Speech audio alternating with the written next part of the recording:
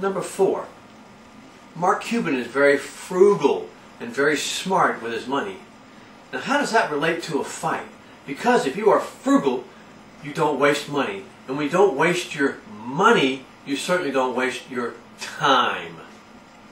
Time is money. And people who are frugal pay attention to where their money is going and how it is being used. A fighter would be wise to watch their money when they pay their trainers, when they buy equipment, or even when they book a fight.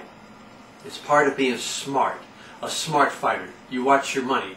And you're prepared to fight correctly and wisely. Look at the great fighter Mike Tyson, who has no financial responsibility and was definitely not frugal and somehow managed to lose $400 million. Now you have to be a real idiot.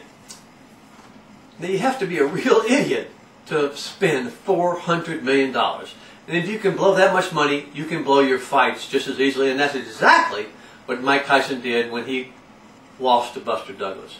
He was just as stupid in his training and preparation for the fights as he was with his money.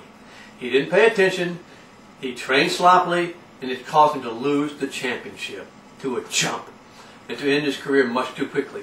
Mark Cuban, it would be a great fighter because he watches every dime, and that means he watches all his preparation for a fight and is always ready, willing, and able to defend himself. He watches his money and watches to assure it is being used to win the business fight, not for stupid things.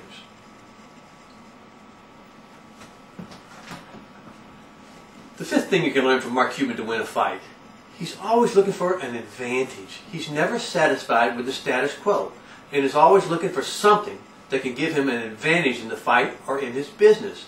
He is always reading and studying to learn more and find out the newest technology for his business fights.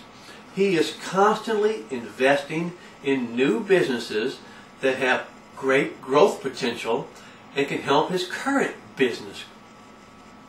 He knows that the smallest thing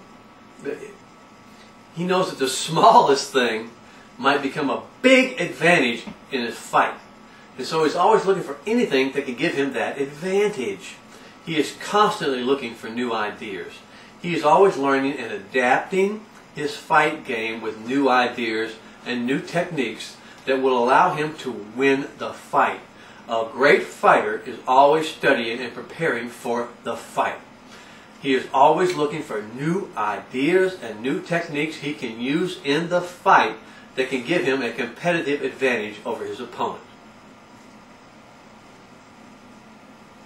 This will greatly improve his chances of winning. I am constantly learning new things. There's always someone out there who has some new ideas for a new finish or a new takedown or a new technique that I can learn and I can use in a fight to help me win. In a fight, you must be prepared and you must be ready to take advantage of any and all situations and use them to help you win the fight. The 6th thing you can learn from Mark Cuban to win a fight: he surrounds himself with the best people. He realizes that you cannot do it alone and become a world champion in a business or in a fight by yourself.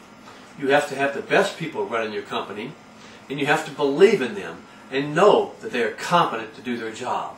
So you don't have to do it for them. Or you would constantly be checking over your shoulder to make sure the job is being done right.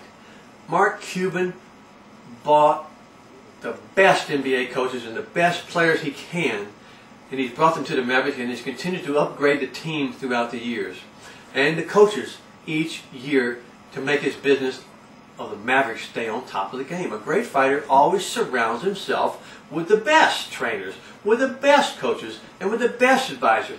You don't become a world champion and stay a world champion if you don't have the best people around you.